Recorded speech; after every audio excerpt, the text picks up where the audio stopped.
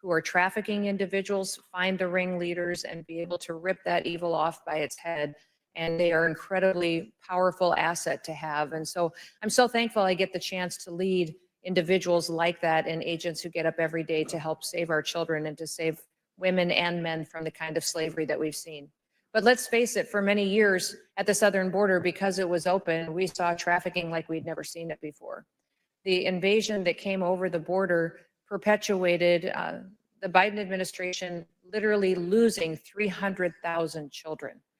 These are children that they brought in over the border. In fact, many times Border Patrol agents would tell you they would see the same child cross with different groups of people in one day, or in 1 week, they would see the same child be 3 or 4 times crossing the border with a different group of people. They were literally using these children to facilitate their invasion into our country, because then they would immediately be granted asylum and released into our country.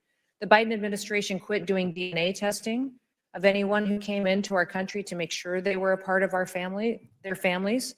And so that was one of the things that we immediately reinstated under the Trump administration, that if a child comes to the border with a group of individuals, we are DNA testing them to ensure that they actually belong together, that they are family members when they claim that.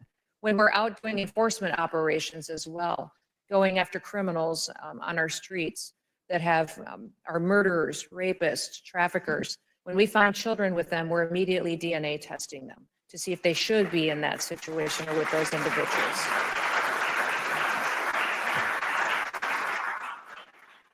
We have been able to relocate and to find over 10,000 children already so far. 10,000 children.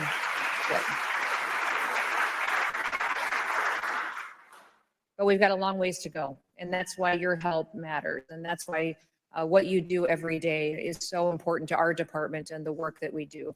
I know a lot of you and most of you are extremely familiar with the Sound of Freedom movie that is horrific, absolutely horrific, but extremely powerful and changes people forever. I think everybody who's seen it, it's changed their lives. But I don't know if you know that that whole movie started with an HSI agent who did his work, found 2 children, and then started to go after the ring and found this international web of evil that uncovered that entire trafficking organization there. And that started with one agent that was under the umbrella of the Department of Homeland Security. That's the kind of work that we do every single day that I'm just so proud of. I just spent this last weekend in Nashville and spent an afternoon with some of those investigators, hearing about their work and seeing what tools they need to go after these criminals and make sure that we're able to bring these children back into safety and these women back into safety as soon as possible. Now, because of President Trump's policies, we've been able to see a secure border. We've been able to see the flow of migrants and criminals and people in this country slow down. To the last 2 months, the amount of people that have entered this country has been 0, which has never happened before in the history of this country. I've gone to 10 different countries and visited with their presidents in Central America, in Latin America, and visited with them and talked to them about the fact that when they have their citizens that are coming to our country, that they should turn them around themselves before they get to America. I have negotiated security agreements with them to share information on criminals and their backgrounds so that when they know who in their country perpetuated trafficking, that they flag them for us so we can find them if they happen to now be here, and we can bring them and force them into consequences and return them back to their home countries.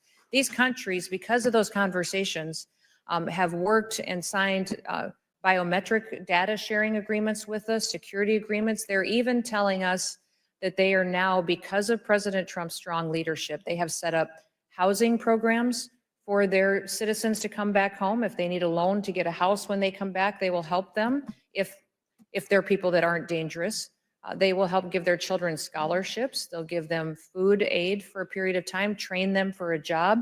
And we believe, after visiting in those 10 different countries with the leaders, that we have over 1.5 million people that have already gone home on their own and self-deported just because they recognize they shouldn't have been in the United States illegally. And if they want to come back someday, they need to do it the right way. And they needed to do it, come back on their own.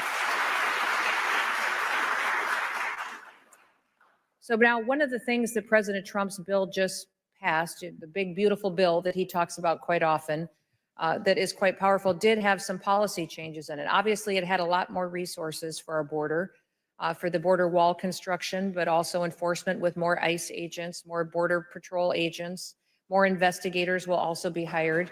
There also will be the ability to return people back to their countries and dollars with that. But it also had some policy changes in it that I want you to know. It's going to make it absolutely mandatory with the language that was included in the bill to conduct criminal background checks on sponsors that would be with unaccompanied minors.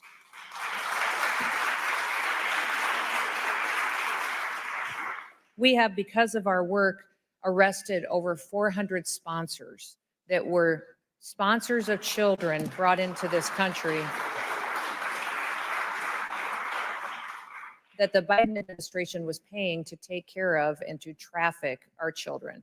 We have stopped that, and we're so thankful that we now have language that makes it absolutely mandatory to run a criminal background check on someone before they can become a sponsor in our programs. We are tasked to be the chair of the Forced Labor Enforcement Task Force here for the federal government as well. And so we have individuals within Homeland Security that work every day on forced labor. And I know you all have heard the story of the California marijuana grow facility and what was unfolding there at that facility. That is happening in other places around this country that we will continue to bust up those operations. Do the investigative work necessary to make sure when we go in, we're able to bring those who perpetuated that type of violence and slavery, bring them to justice and incarcerate them and keep them in prison so they don't have the opportunity to be released and released over and over again like the Biden administration did. But also at that one facility, we found 14 children that were unaccompanied minors that were there. And we've often, I think 10 of them were under the age of 12 years old. And they were working alongside these individuals. And we had individuals that were working at this facility that were here illegally, but also were known child traffickers. And what was so shocking to me was to watch the fact that when these officers went in there to rescue these children and to bring them out of slavery, and we're still doing the work to find out if they were in sexual slavery or if it was forced labor slavery only, but we'll do our due diligence on that. But what shocks me is that we had individuals that when our officers went in to save these children and to get these criminals out of this business, that rioters attacked them and threw rocks at them and tried to kill them. And that even with them was a sitting congressman that was in that group of rioters attacking our law enforcement officers, who actually took one of the business cards from one of our agents when he was talking to them and then held it up for the TV cameras to tell everybody who he was and how he should be attacked and be brought to justice for what he was doing there by doing his work there that day. Doxed him and exposed him and his family to threats from these folks that are trying to stop the enforcement efforts that our ICE and HSI officers are doing. This is the battle that we're up against. And one of the things I want to ask you before I close is to ask you to be vocal. I'm not asking you to do anything other than to tell why you're involved in this organization, why you are showing up for meetings, why you are advocating, and to be willing to speak out. I've found so often that these individuals that are out there protesting our law enforcement officers and attacking our law enforcement officers are loud, and that many times communities get intimidated and don't want to say anything or don't want to support them. But we should be doing the exact opposite. We should use every opportunity that we have to stand for the rule of law. I tell people all the time, if you don't like the law, go to Congress and change it. My job is to uphold the law. And we have a president finally that doesn't pick and choose which laws to enforce and which ones not to enforce. It's the law is the law, and if you break the law, you will pay the consequences of it. And I think it is so incredibly refreshing to have a president like that. President Abraham Lincoln once said that slavery is founded on the selfishness of man's nature. Opposition to it is his love of justice. And that's what I hope you're all embracing today, is a love of justice, and that we live in a country that is still an example to the world. There is no place better to raise a family, to have an opportunity to own your own business, to live a successful life filled with joy and hope than in the United States of America. I hope you recognize that because you woke up here this morning, you're more blessed than 99% of the people in the world just because you woke up in the United States of America. And that is something we are incredibly grateful for. So thank you for the work that you do. Thank you for your support of going after those who perpetuate human slavery, trafficking, sexual slavery, and forced labor. It is an incredibly pervasive and evil network of individuals that is larger than I could have ever imagined. But I would tell you that if it wasn't for our individuals like you that have a heart for keeping it on the forefront of the conversation and helping us break the back of this evil, we would not have a country left. We would not have families left, and our children wouldn't have the chance to grow up and to be all that God envisioned and created them to be. So thank you for that. And I will open it up to any questions that any of you may have real quick. I know I went a little long, but if we have time for a couple, I'll sure take them. Yes, sir. Thank you for your steadfast leadership and for standing firm with the greatest president. As someone who's lived through exploitation and now advocating for others, I want to know what does leading with compassion look like when it comes to survivors? What does it do for what? I'm sorry, something. What does leading with compassion look like when it comes to survivors? Well, number one, with survivors, you need to spend time with them. You need to spend time with them. I think we live in a world right now where everybody thinks they have all the answers, and everybody thinks that they know the right thing to do and is so quick to speak.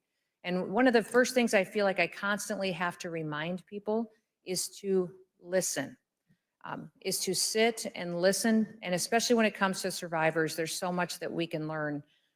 Years and years ago, when I spent some time with some dear friends of mine who are survivors of sexual exploitation, and sharing their stories, they taught me so much about the difference in healing that is necessary when you've been exploited through sexual trafficking, prostitution, whatever it was. They said, and a victim of violence that may have undergone a rape or a one-time incident on the street has a horrific thing that they have to try to heal and get over. But imagine being raped 50 times a day, over and over and over again. Someone who's been trafficked like that on a consistent basis needs a different, completely set and way to heal, and a response and people around them to help them recover from that. And they can be healed through God's grace. But we need to make sure that we don't always have all the answers, that spending time with people, listening to them, and using that in their care and healing afterwards is incredibly important. The one thing I'm a firm believer in is that God created us to serve people. We are happier when we are fulfilling our purpose. So most of the time when I find somebody who's miserable, I'm trying to remind them to go do something for somebody else. We will be happier physically, mentally, and spiritually if we are serving other people, because that's why we were created. Yes, sir. Way in the back. We'll do a couple more, then I'll get you guys back on time. I'm an international political analyst, and I study a lot about the New York City. And I was neutral until the election this year. Then I find second day, 25th of June, detail and the pattern of Zoran Mandamani. So who is violating the law here? And I filed the complaint to the Justice Department. The multiple law he violated, federal law, 18 title, and human rights, attacking to the religion, and law enforcement. And not only that, the community. So keep he violating the law. What we can do for such people? This not tolerate in our society. Are you talking about people in New York City that have to live under the legal? Yeah, in the New York City, about the Zoran, the guy who won the election. Right. I filed the case against him to the Justice Department. I have a copy here. Yes. If you need copy, I can give you. Yeah, you can give it to one of my staffers that's back there right beside you. That'd be fantastic. I'd like to look at it. Listen, what we do when we run into sanctuary cities where the local law enforcement aren't able to help us because of mayors or city councils and people that won't have their backs and be there and help us with operations as we double down. We put twice as many agents there. We go in there and use more individuals and more backup and still run operations because the people who live in those neighborhoods, I've been there on operations many times with our agents, and people that walk by us on the streets on their way to work or taking their kids to school say, thank you. Thank you for being here. Thank you for helping us even when our mayor or our city councils or our governors won't. So what we do in those situations is we send more law enforcement to make sure that we're taking care of the people that we're responsible for. Yes, ma'am. This will probably be the last one. Yeah, you two, both of you both can ask your question. That'll be fine.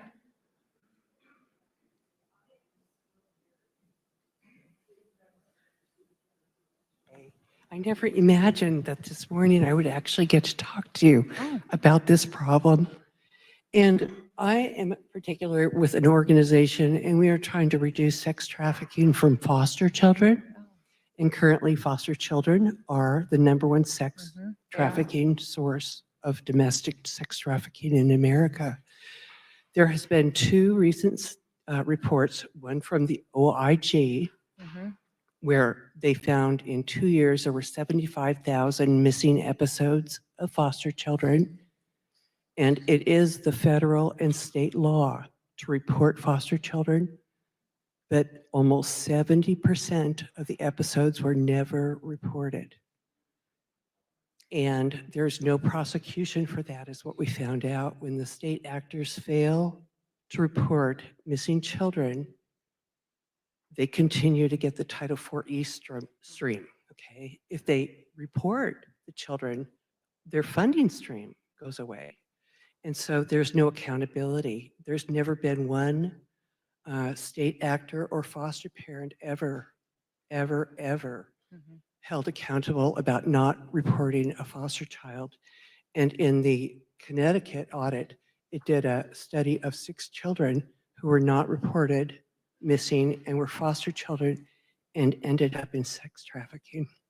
So yeah, thank you for being passionate about foster children. That I grew up in a family that fostered a young man, came into our family when he was 12 years old. I was younger than that, but changed our lives forever. He had lived in a horrific situation through a lot of abuse, and our family learned a lot through that. So ever since then, I've been passionate about the foster care system. And when I was governor, it was one of my main priorities. In fact, I made a pledge when I first became governor, I would not give a speech without mentioning foster care.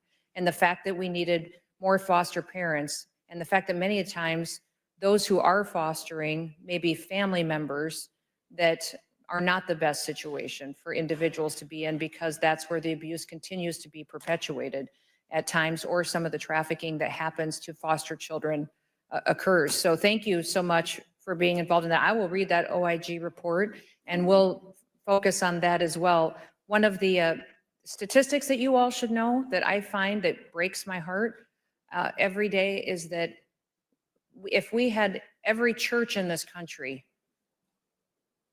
take in one foster child and adopt them, we wouldn't have any foster children. Every one of them would have a home and a family.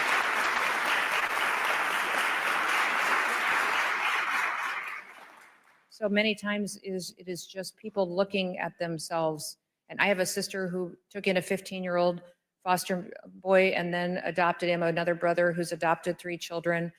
We need to give these children families, and they need to be families that are safe. Last question. Good morning. Morning. My name is Gina, and I'm from New Jersey, and I'm a survivor of domestic violence and different forms of child abuse that led to be abducted into sex trafficking. I am filled with gratitude to be here today and to be amongst so many passionate, committed people that are trying to do something to protect our children and provide safety. I am filled with gratitude for your courage to be here and for all that you're doing. And not what's working, but for what's working. Because for a lifetime, I was the victim, but I was also considered the criminal that followed me with convictions after convictions in different states that I did not choose, that was forced upon me It was not a life that I wanted. It was not a life that I dreamed of. And it was only until several months ago that all my convictions were finally vacated. But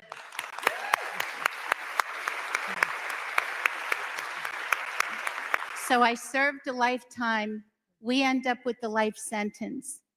But I was either able to continue to be the victim and feel sorry for myself, or take advantage of the resources that so many of you, individuals and organizations, provide for survivors.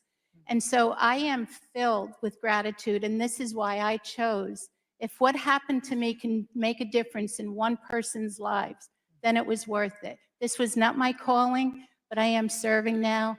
I'm from New Jersey. I'm a national speaker. I'm an advocate.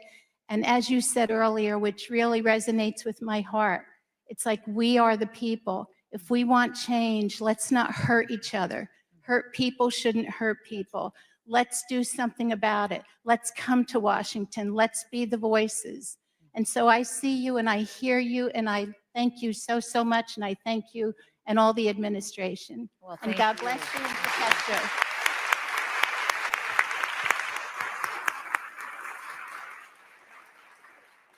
Thank you for telling your story. And I think that's a good reminder to all of us, is that people can stand up and talk about statistics all day long, but people will remember a story, a testimony. Your testimony, when you tell it, will change people's hearts forever and get more of them engaged in helping. I just want to thank Matt and Mercedes for inviting me to be with you this morning. Also Frank for his leadership in bringing all of us together. Absolutely fantastic, the work that they're doing, and I believe God's hand is upon it. So thank you for everything. You have a blessed day. Enjoy.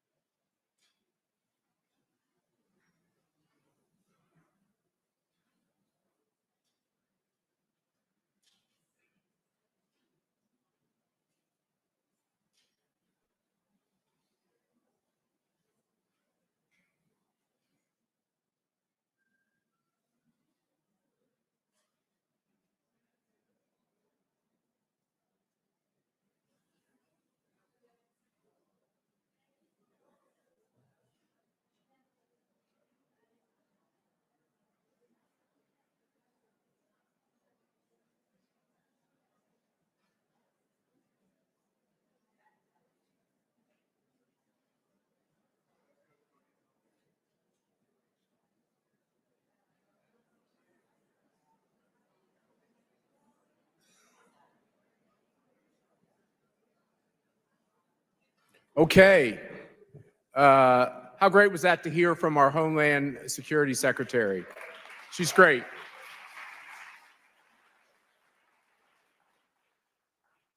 They tell me there's something called a gender gap, and I'm beginning to realize that might be the Democrats' problem with men and not the Republican problem with women. We have amazing women who are taking the lead, not only on this issue, but on all kinds of critical issues. And the great thing about Republican women is they don't lead as women. They just lead as human beings with a purpose, which is the best part of it. And I get the great pleasure of introducing one of my favorite public servants, who was a House member and a wonderful conservative House member, and then went over to the Senate. And she's tough. She stands up for our principles. She gets basically a perfect record with her CPAC scoring. She's a real testament to the grit and the real impressive growth that's going on in the state of Tennessee. I mean, it's decided to say that low taxes and common sense regulation make people happy. And so she's a great testament to that. So please give a warm welcome to Senator Marsha Blackburn.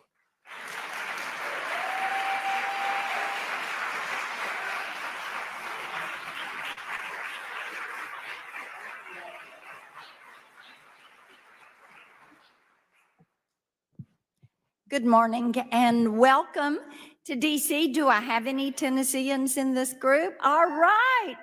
I love it. And I want to say a thank you, a heartfelt thank you to you all for focusing on this issue of human trafficking. You know, this is indeed modern day slavery. And there are steps that can be taken. And it is now a $270 billion a year global business. Think about that. $270 billion a year on trafficking people. And it is primarily women and children. And the estimate is that in the US, there are 1 million individuals that are victims of human trafficking in our country. It is in every state. It is in every town. It is in every single community. And I appreciate what Secretary Noem was saying about foster care, because we know many times when you're looking at the virtual space, it is foster children who are the most vulnerable. And they're meeting these traffickers and these pedophiles in the virtual space. So I thank you for the work that you are doing to raise awareness. And I want to ask you all to join us in legislation that we are pushing forward that will help make a difference in this and to end this. And that should be our goal, is to end human trafficking, not only in the US, but on the face of the earth. That should be our goal. Now, I want to run through a few of these bills so that you have them. You can be on social media about them. You can talk about them. Now, the REPORT Act, pardon me, the REPORT Act, we got signed into law last year. This is legislation that I had. It was completely bipartisan, and it requires social media to report to NCMEC when there is child sexual abuse material, when there is trafficking, when there are these bad actors on their website. They have to report it to NCMEC. This is not a may, it is a shall, which is a mandate. So we were pleased to get that signed into law last year.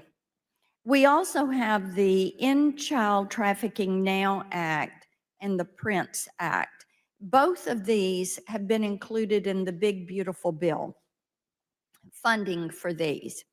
And what the End Child Trafficking Now Act will do is require DNA testing at our ports of entry when a child presents and they are not with a relative. Now, this previously was done at our ports of entry, and the Biden administration, in their push to bring more illegal immigrants into the country, they ended it. I said, why did you end DNA testing? And they said, it took too much time. I said, how much time did it take? 45 minutes. 45 minutes to save the life of a child. And we knew that over a third of the children that were presenting with adults they were not related to were being trafficked. So we were able to fund that, to restart that. Also, there is a practice of child recycling that is used by some of the cartels who have gotten into the human trafficking business.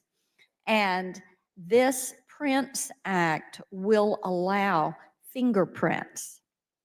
So not only will we have the DNA testing, we will have the fingerprints of these children, so that if they've come through once and they come back again, then we can validate for sure that that is a practice that is happening and that that child is being abused and that child is being used in that trafficking. We also have the Gracie Act that we are doing. One of the things is I've worked on this issue of caring for children and making certain that children are not trafficked and are going to be protected. We found out that when Child Protective Services does interviews, they do not always record those interviews. So many times a child is going to be interviewed several times by different agencies over and over, and this causes those children to relive that nightmare.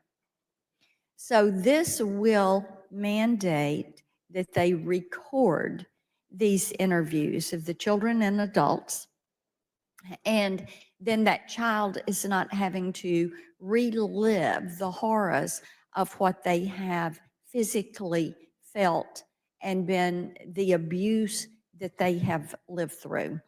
So the Gracie Act, we're looking to move forward through Judiciary Committee. And, you know, one of the things is that as we record these interviews and that as law enforcement has access to this, sometimes they find out there are other children that are involved, that are being abused. And they have the ability to more quickly identify these perpetrators and get them locked up and get them prosecuted. And that is what we all want to see, to get them out of our communities. One thing that Senator Klobuchar and I realized as we were working on some of our legislation is that the Department of Justice and the U.S. government has never established a national human trafficking database. You have data that is kept locally, you have data that is kept in states, but there is no national repository or place that we keep this information so we can follow these patterns and do analysis and then find children that may be in some states. So we have legislation that would require the establishment of a national human trafficking database. So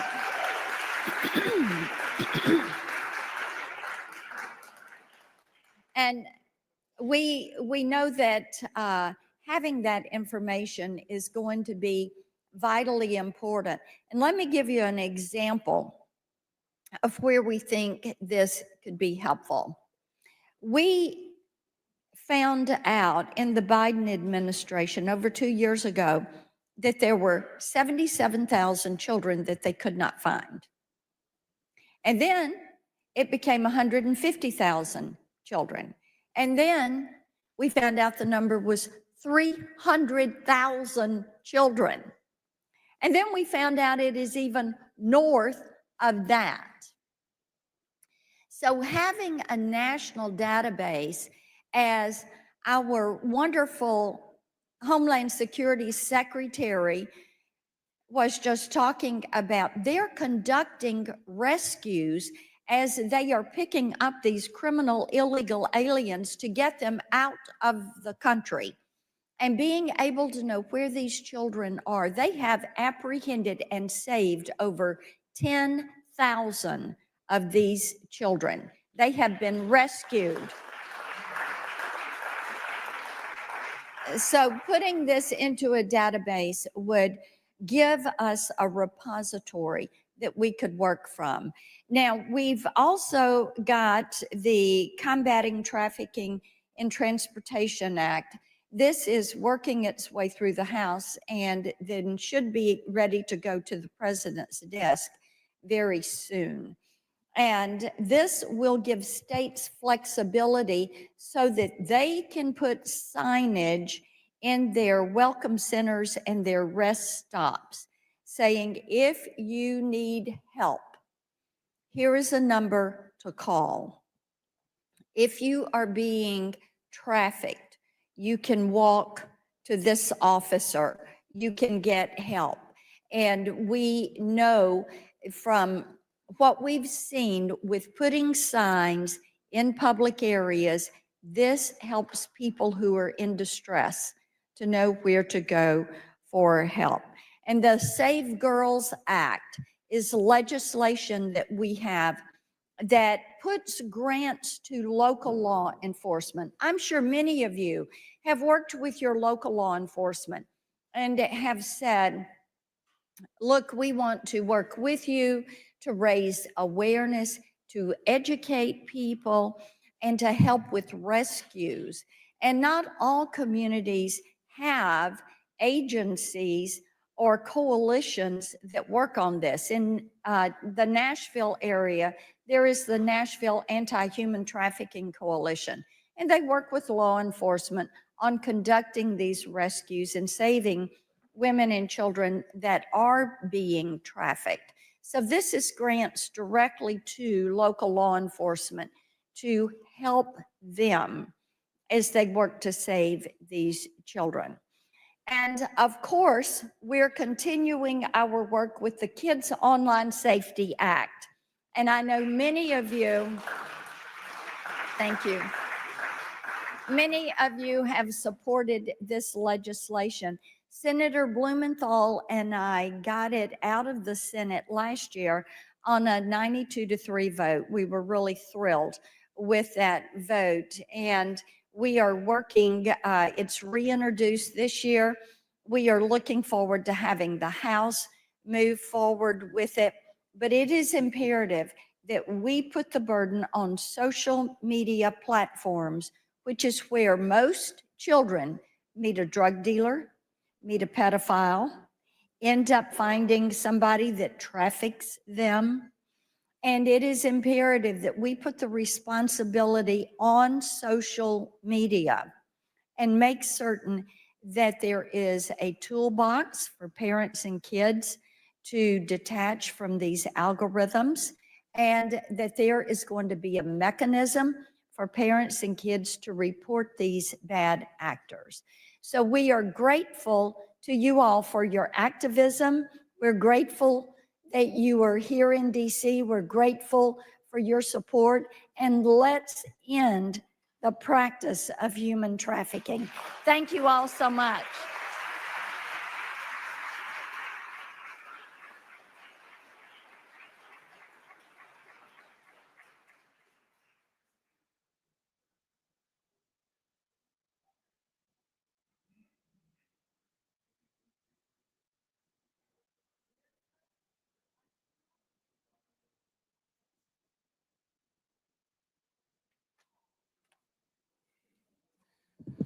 Well, we have had an exciting morning, and I think my wife, if she's watching, will be happy to know I'm getting my steps in, trying to get all of our speakers to you. So thank you for your patience as we get going, and we're really excited to continue with an incredible guest list. It's my honor to introduce our next speaker, the Honorable Congressman Chris Smith.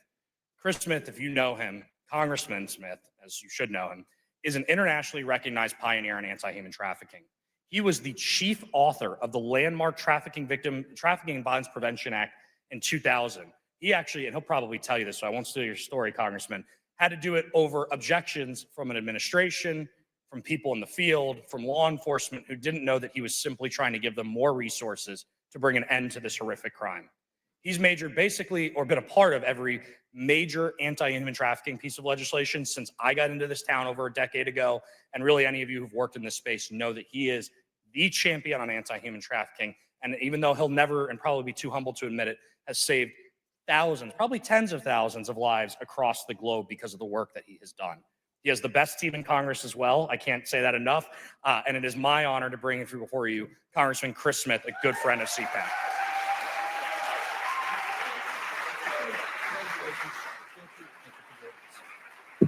Thank you so very much. Thank you for that kind introduction. And above all, for the great work you're doing, the great work that the Schlaps are doing, the great work that people in this audience are doing. So many of you have made all the difference in the world in this fight against modern day slavery. So thank you for that.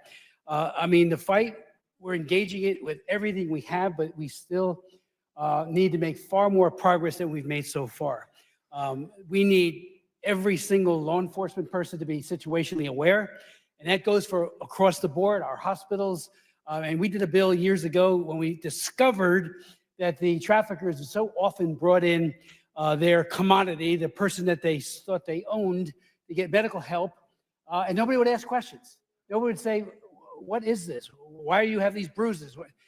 So that changed with legislation that we got passed as well, so that many of our, particularly the emergency room folks, are situationally aware as to what's going on. And if something doesn't look right, you call law enforcement and have them take care of it, and that will hopefully free that woman or that individual, as well as not protect, but lead to a prosecution of the trafficker.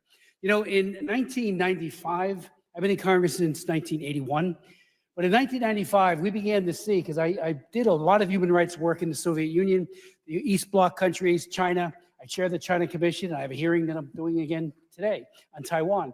But we began to see with the breakup of the Soviet Union that the apparatchiks, the KGB types, were all going into organized crime. They were already in it, government-sponsored. Now they were doing it in a more privatized fashion.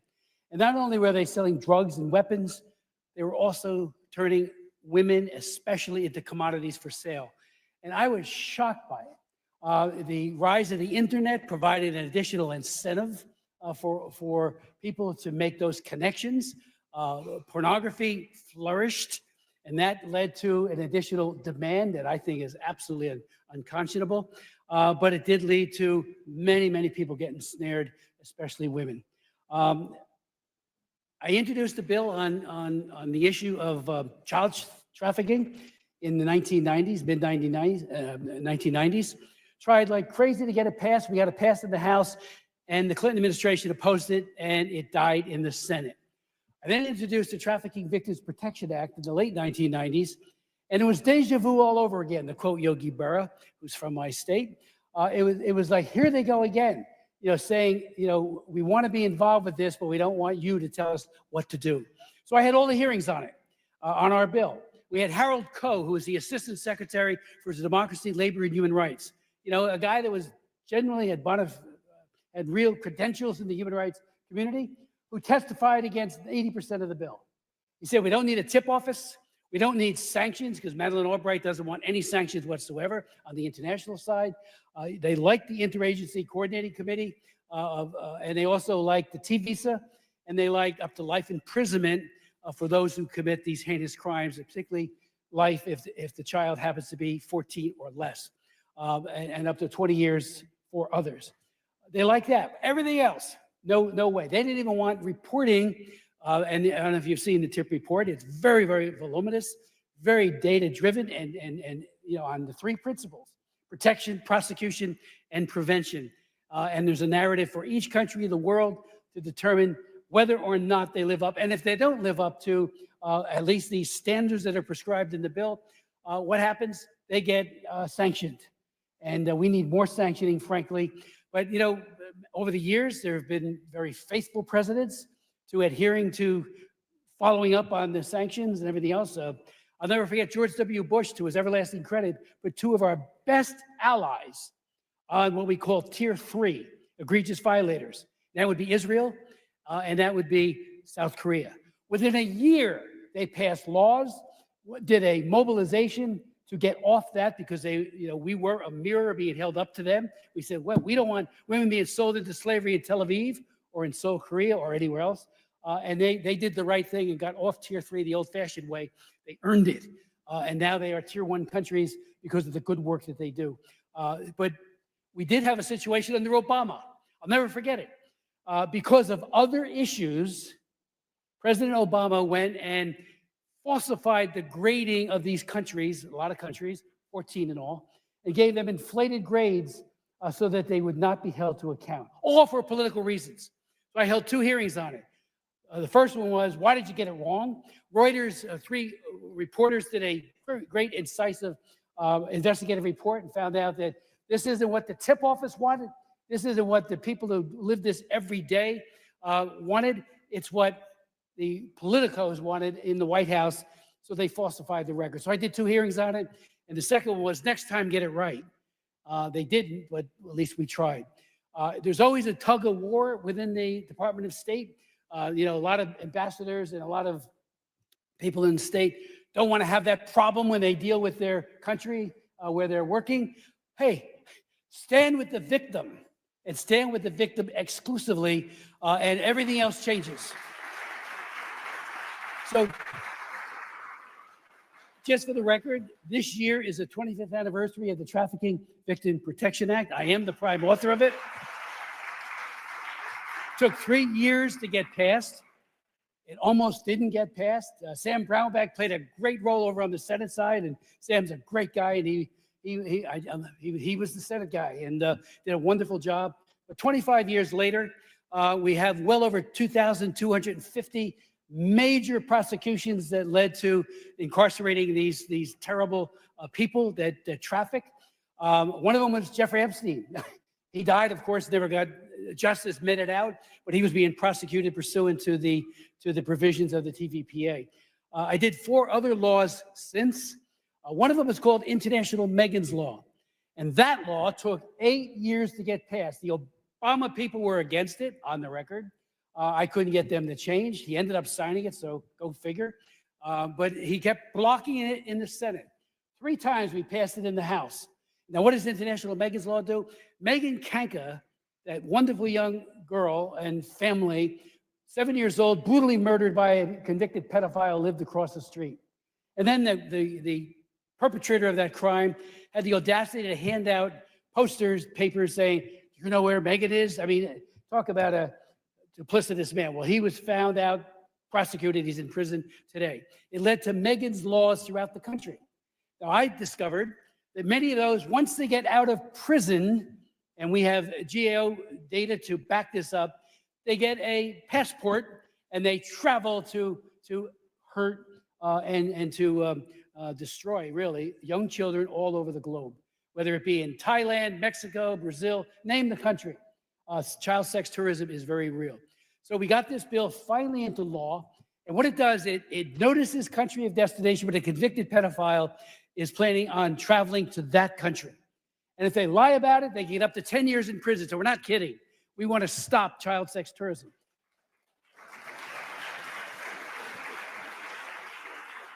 And as a way of redundancy and to ensure that we stamp the passports of all of these convicted pedophiles with a message to border security when they are coming into Thailand or whatever, that the bearer is on the sex registry list. And we know that they are being turned away at borders when they show up. The good news is well over 30,000 notices have gone out. It could have been more if we got it passed without the 8-year delay under Obama. But it is making a difference, and hopefully it's have a chilling effect. We also put reciprocity in the bill so we would be told when their child sex exploiters are coming here to exploit our kids. But it is mostly something where these people travel. They go away for 2 weeks, rent a little boy or little girl, and exploit the daylights out of them and destroy their lives. And we want no part of it. And hopefully we could do more. On the issue of one of the things we put into the law, and I won't go much longer, is that we said anybody who has not attained the age of 18, if there's any kind of conveyance of anything of worth, that constitutes child sex trafficking.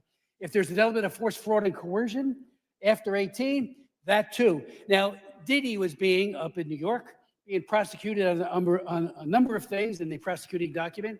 One of them was the TVPA.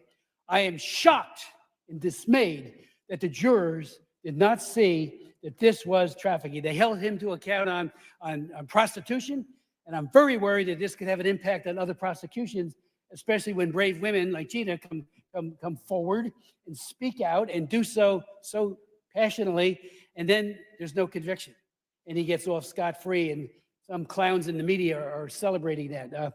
I was very disappointed in that, but again, there's 2,225 that are in jail today, and that's in prosecutions sometimes of one or many more people, and we need to do much more of that. One of the things we put into our law as well was to get the states to pass model laws that look like ours, and they can make it better, do it.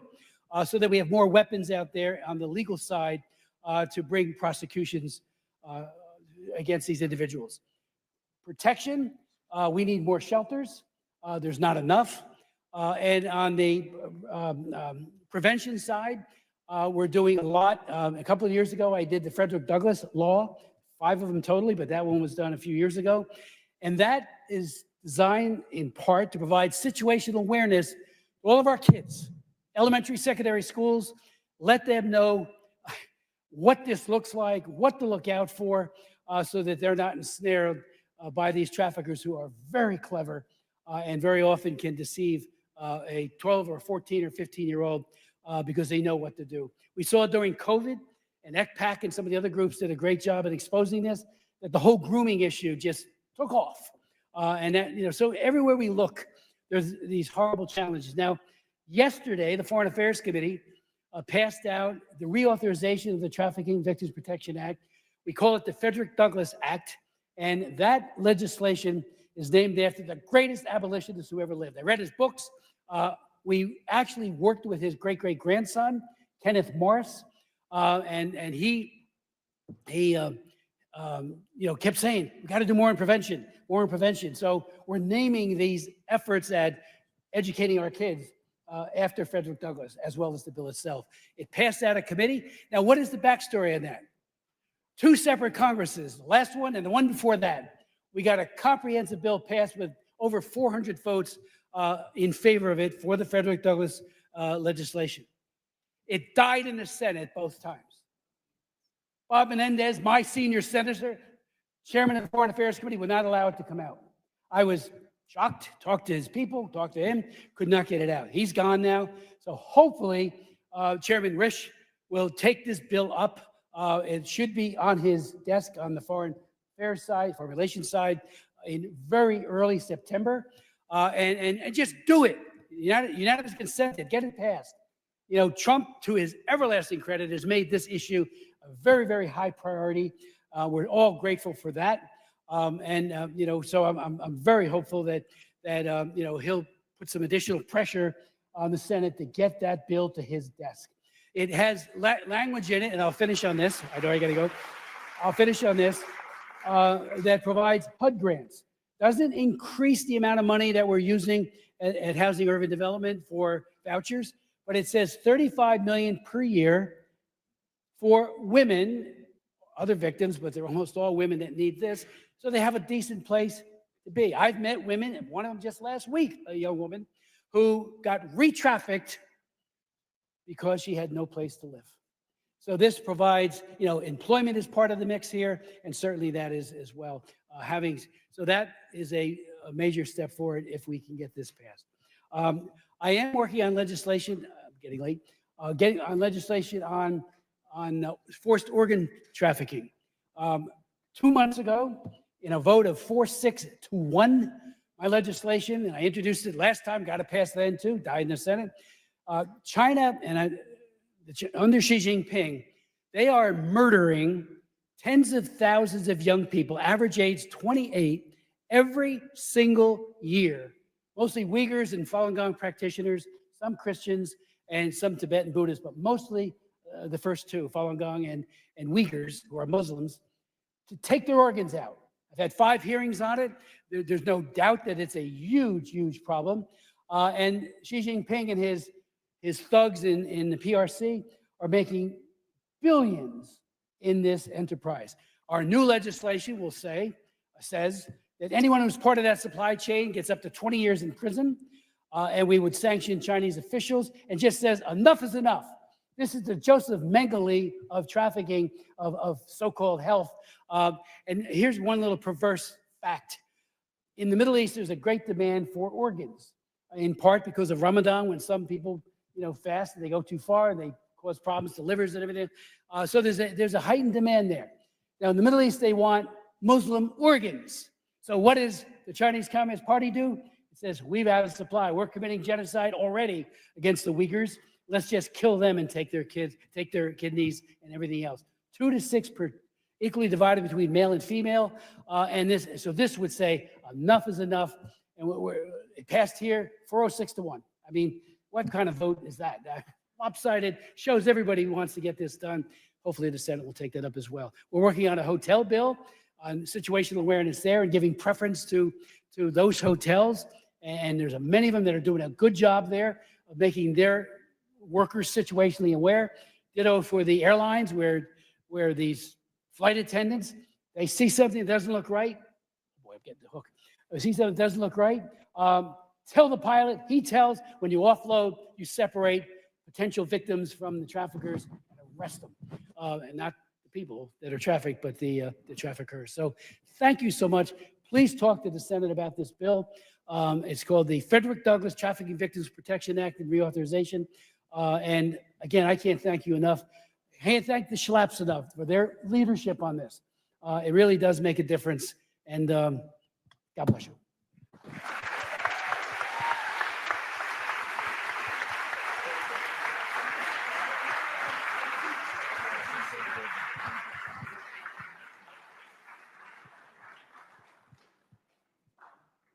Thank you, Congressman Smith. He is truly one of CPAC's champions, one of the champions for victims, survivors, and all of us in this fight. So again, we're incredibly grateful that he was willing to join us today.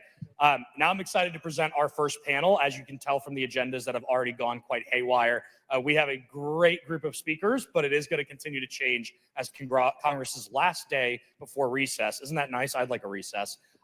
Gets finished this afternoon. So for next panel, I'm excited to introduce is the state approaches to human trafficking.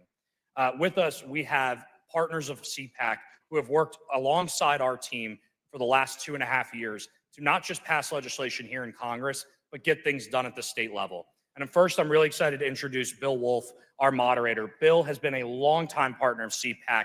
He has worked both at the Department of Justice during prior Trump administration, but also now behind the scenes and in front of cameras, whether he likes it or not, to help us achieve legislative victories across the country. Bill, thank you for being here. Next, we have,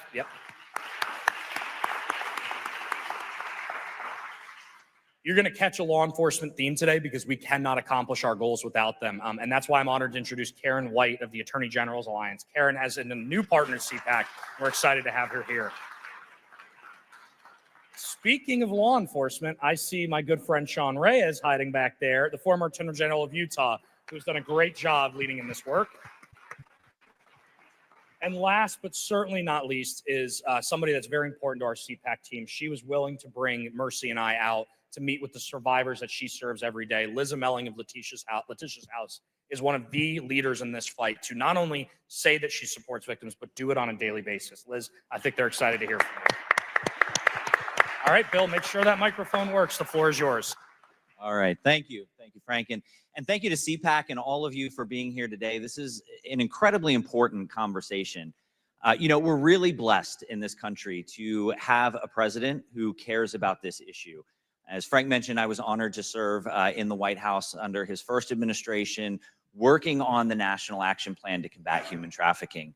And now we're so thankful to have him back in office, where he is reprioritizing this issue that so many challenges and just so many victims fell off the radar during the last administration.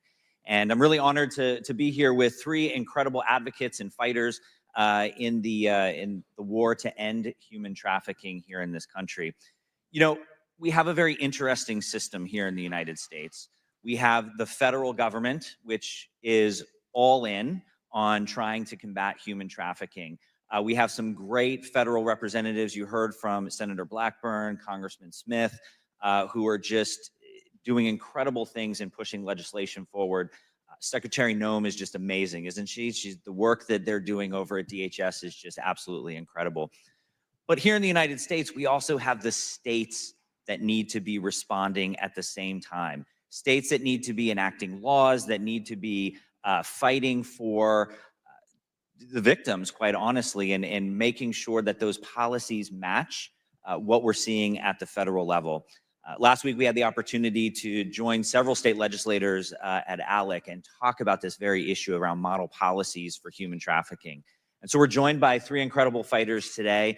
Karen, I want to start with you. You've done a lot of work over the years working with states' attorneys generals really talking about training and getting them up to speed. Can you talk a little bit about the work that you've done and why it's so critical that our state elected officials are knowledgeable on this issue? Okay. Thank you. My name is Karen White. I'm the Executive Director of the Attorney General Alliance. We have trained 96,000 prosecutors, investigators, judges, and other law enforcement officials across the world. We've been working in Mexico since 2006, where we were introduced to the horrors of transnational criminal organizations and what they do to real human beings. And I think as all of us get introduced to this, we try to find the thing that we can do to make the difference. And the thing that we could make a difference in is taking a look at legislation so that we could get statutes in the US and other countries that allow us to prosecute the elements that make up this crime. We found over our last 18 years of working with states to update legislation, working with other countries to develop legislation that led to criminal codes and led to the ability to prosecute people, that money laundering is the key to this crime and to most illicit crimes. So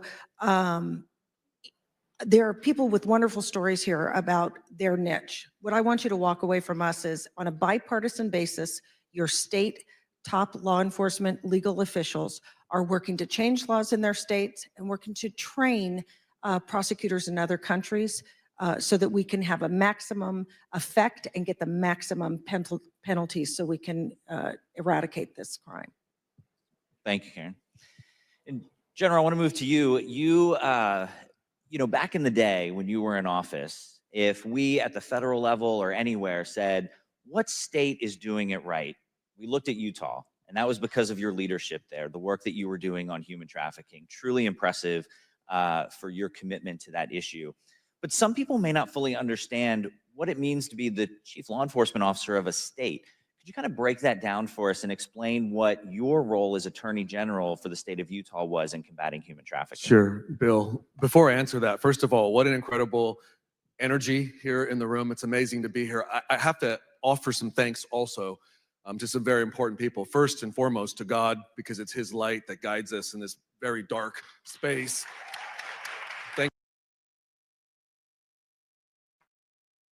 Matt and Mercy and the CPAC board for prioritizing this, Frank Russo and his whole team, the organizers.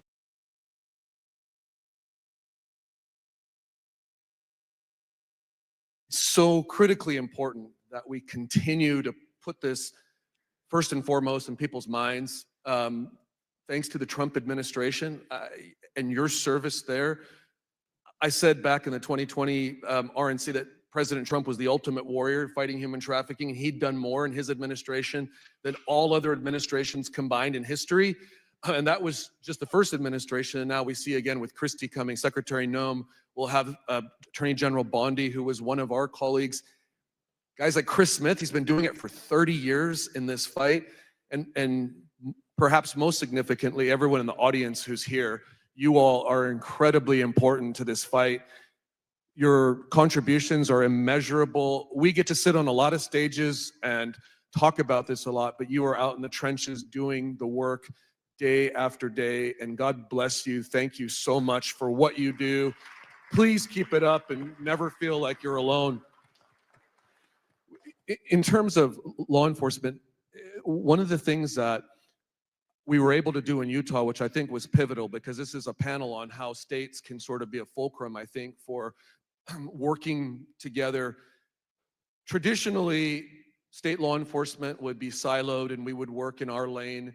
But I think what was great about the opportunity I had was, in order to win in this fight, everyone has to be involved. First of all, because everyone's a potential victim, all of our kids, all of our grandkids, all of our family members. And so you need a structure that is a mile high and as wide as you can possibly get. What do I mean by that? You have to have locals, our city, county officials, state, federal, tribal, global. That all has to be part of the equation. So that's the verticality of it. And then when you look broadly, you have to have every single sector, public and private. No one government agency is sufficient on its own to do this alone. The government itself is not. They need the NGOs who also need the private sector, who have funds. You know, government was not architected to be very responsive and reactive and nimble. That's why we need the private sector to lean in, and we undervalue the contributions of the private sector. But you need all of those. You need law enforcement from the investigative side, the prosecutorial side. You need rehabilitation, recovery.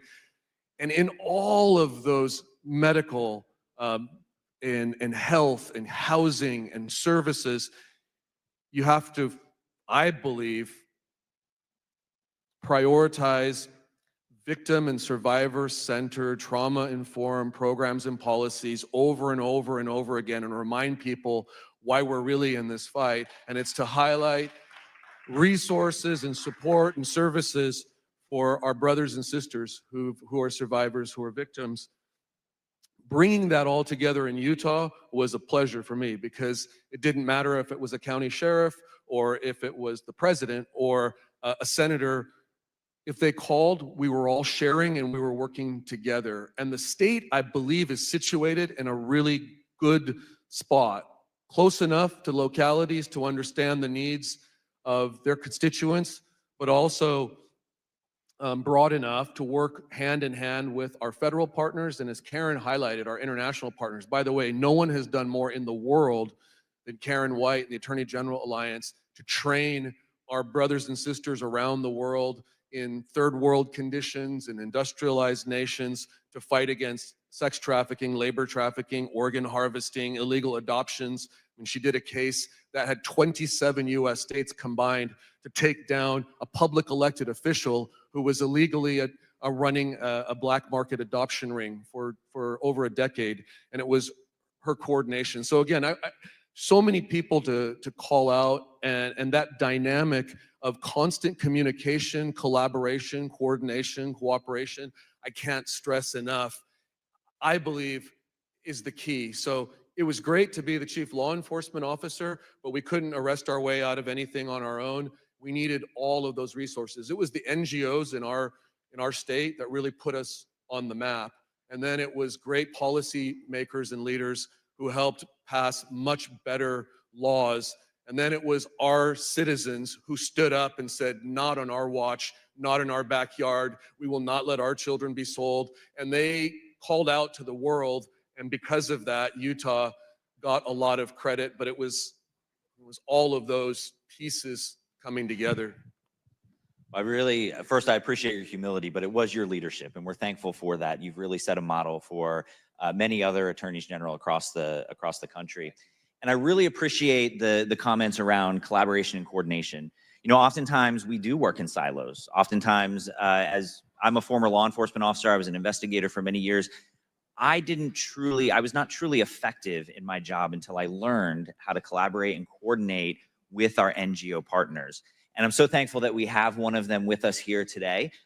Liz Emling is the CEO of Free Forever Letitia's House, a dear friend, but also just a hero in this space for the work that she does. I can tell you that at Letitia's House, when no other safe home will take a survivor because of complications, mental health issues, etc., Letitia's House consistently steps up to take the call and takes the hardest of the hard cases. And so eternally thankful to you, Liz, for the work that you and your staff and your team do to support survivors.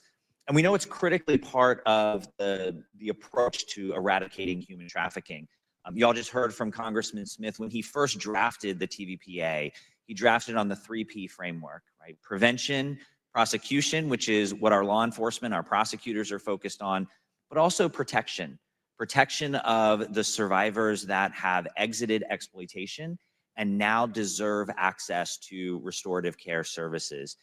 And that's exactly what Liz and her team do. And they're part of that full continuum, that full approach to eradicating human trafficking. And Liz, you work with local, state, federal.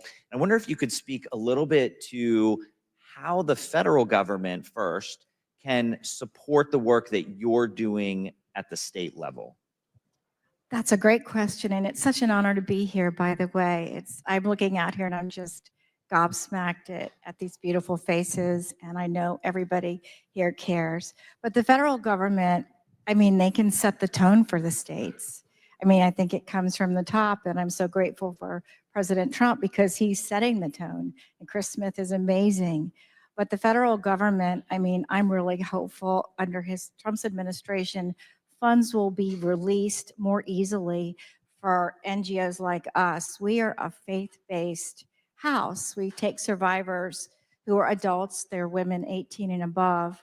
Our average stay is 2.5 years. We have 2 homes. We get referrals from all over the country.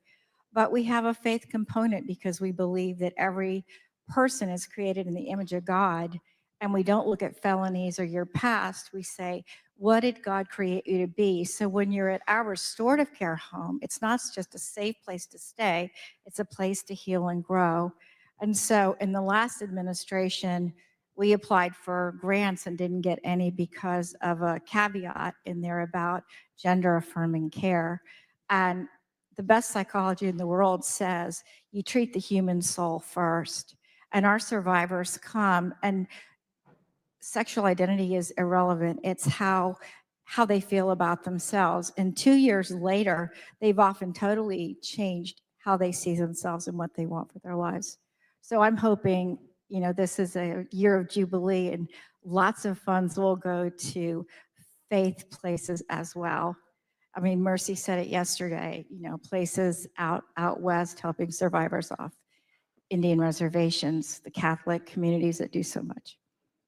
Yeah, funding is such a critical component to this. And, you know, it goes to that coordination and collaboration. So the federal government allocates roughly $100 million annually to combat human trafficking domestically, but we're going up against a $10 billion industry. So we're only scratching the surface with government funding. And when they put restrictions, clearly that's government overreach.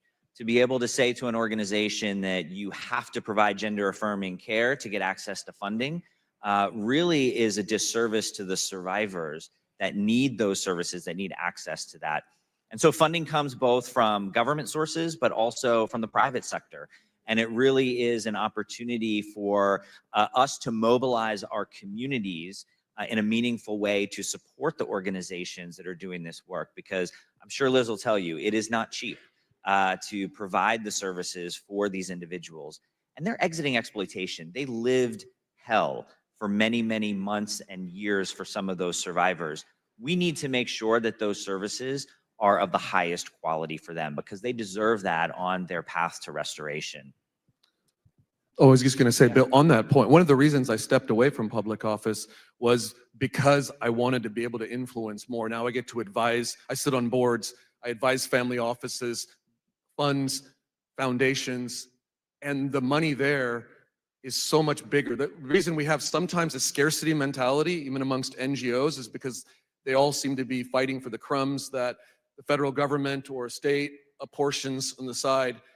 Really, if we can harness, and every single person here can be part of that process, which is again why I want to emphasize the point you're making, because we all have employers, we all have influence over businesses, over entities in our community.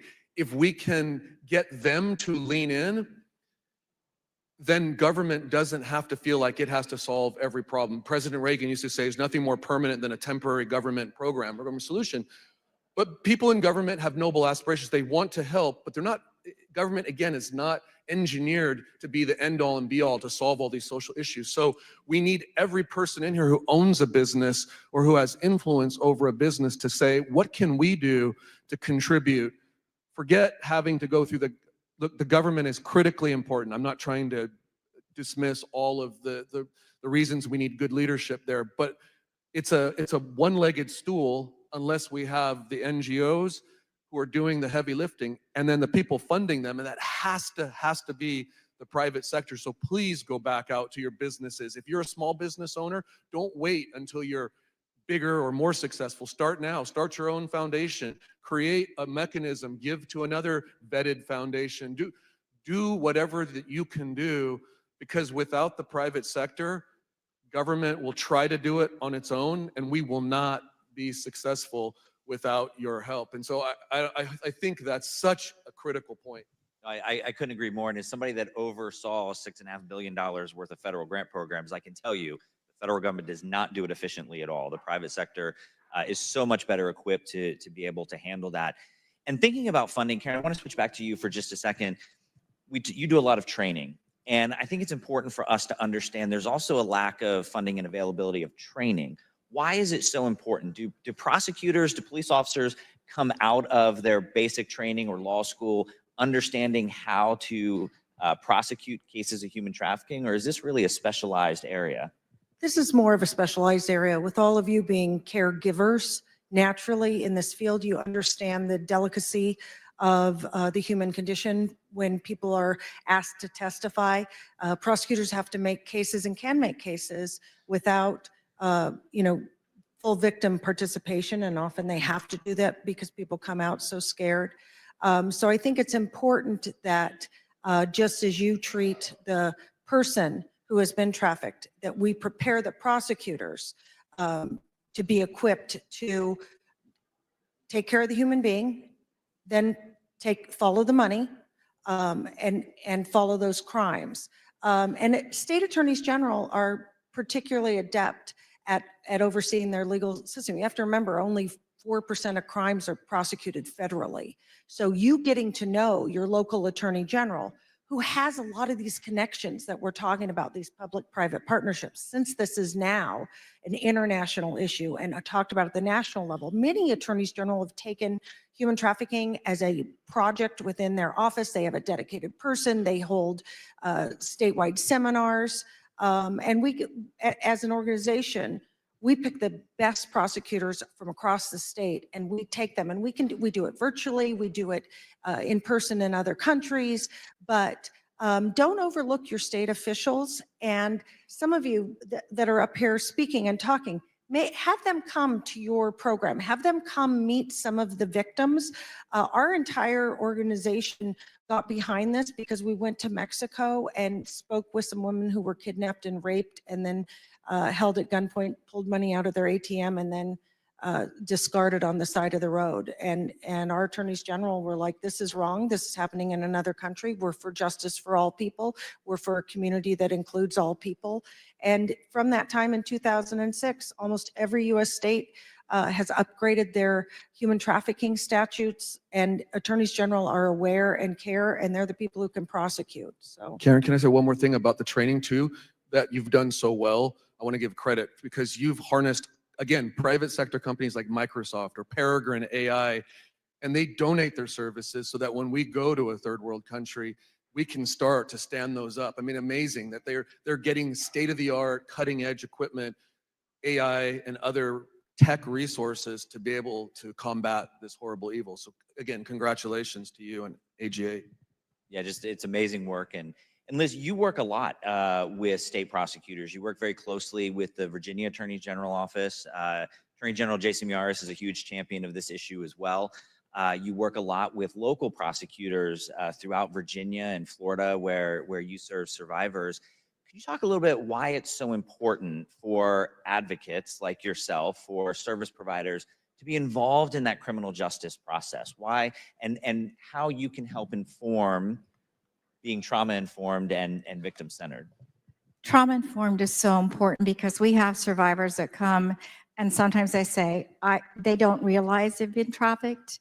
We had a young lady who was cognitively impaired and she was arrested with her traffickers who were from Mexico, and that was in Virginia where she was arrested, and there were 8 felony charges. And she was sent to our house by law enforcement.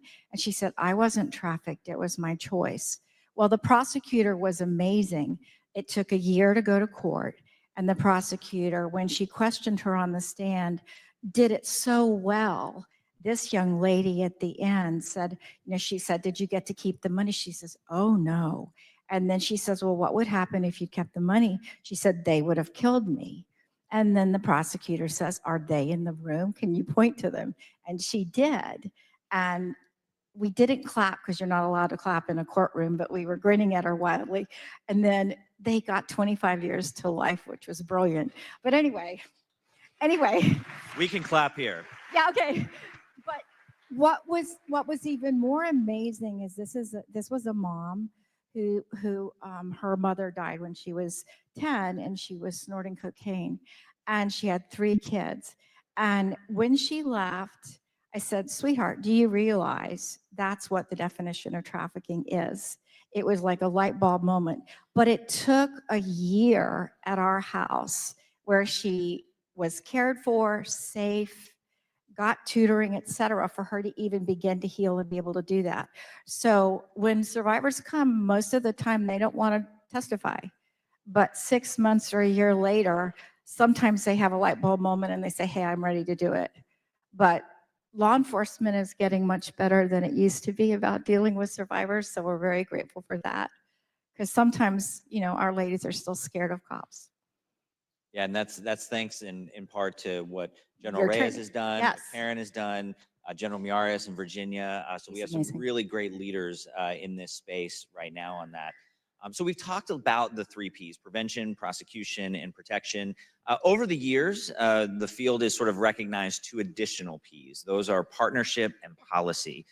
General, you talked about partnership. I wonder if you could dive a little bit more into that. You were kind of on the front lines early on in that space. If you could talk a little bit, what are some of the challenges to partnership and how are you able to overcome those in Utah?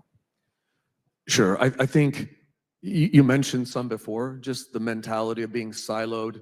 And this is our turf, our information. Too many people worried about who gets the credit when no one cares about who gets the credit and everyone's just on the same mission to help protect and to make sure that we restore people's honor and dignity. Then magic happens. In terms of partnerships, I mentioned it, alluded to it earlier in the NGO space. Too often we're fighting amongst each other. Somebody quipped, the charitable world is the least charitable place sometimes because there's so many sharp elbows, because everybody has, again, sort of this scarcity mentality. If there was an abundance mentality and we all realized, look, there is enough to go around, especially if we increase the pie. And I'm sorry for continuing to go back to this over and over again, but if we expand the pie so that we have a lot of new donors and we have a lot of new people who are energized, who are using their businesses to do in-kind goods. This was something that Heather Fisher did extremely well. I'm just calling her out because you worked with her when she was the czar. John Cotton Richmond, Ambassador Richmond, Heather Fisher, and Ivanka Trump. This was the Trump team that led the partnerships for the whole entire United States. And day one, they said it's a nonpartisan issue. This is not a Democrat issue, it's not a Republican issue, it's a human rights issue, it's a family issue, it's an American issue, it's a global issue. And that welcoming spirit really broke down a lot of barriers and allowed everyone to come together. I learned the most about partnership probably from the first case we did, 2014, State of Utah versus Victor Rax. This guy had been for 15 years trafficking little boys. He had a predilection for little boys. So he was a narco trafficker and sex trafficker. You former law enforcement and your task force, you know how this works.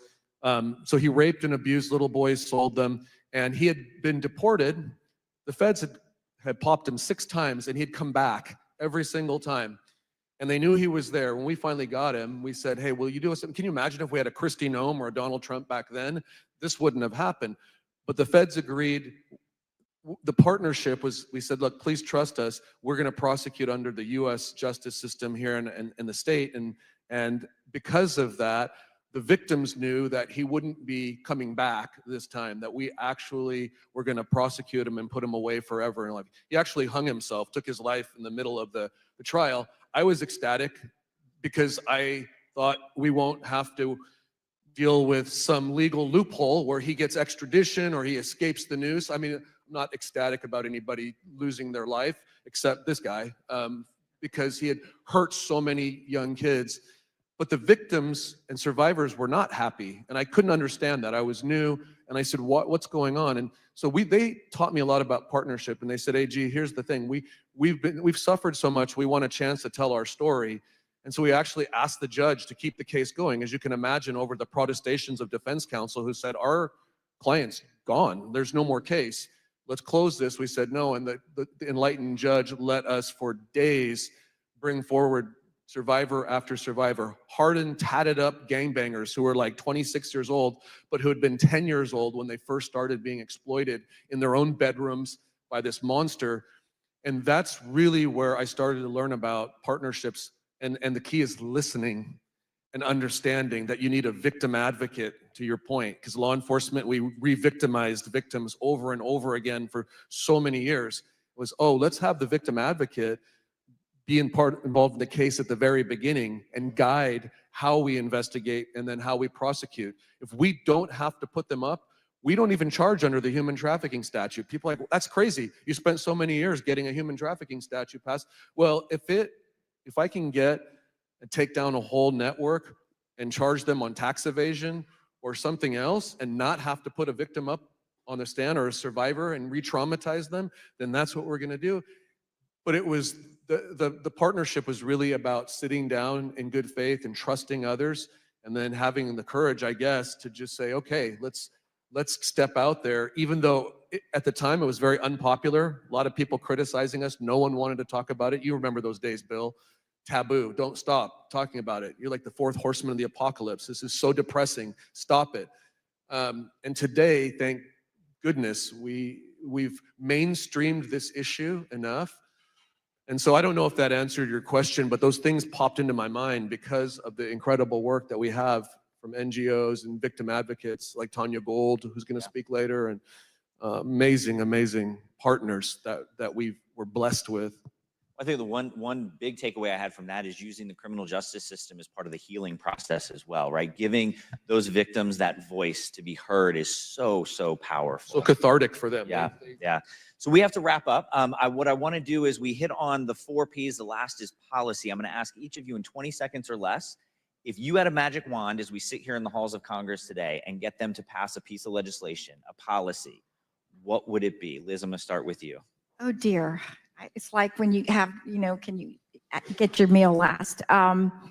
One piece of legislation? Oh, that's tough. Well, it's going to sound crazy, but I would love to see a federal law that would send traffickers to jail for life. And I would also, I know that sounds for life, but I'd also like to see them have to work while they're incarcerated and the money goes back to the survivors. Little different tack. I'm going to take a businessman. I would love to see a federal law that says you lose your license to do business anywhere in the United States if you're at all a part of the supply chain of trafficking, whether it's sex trafficking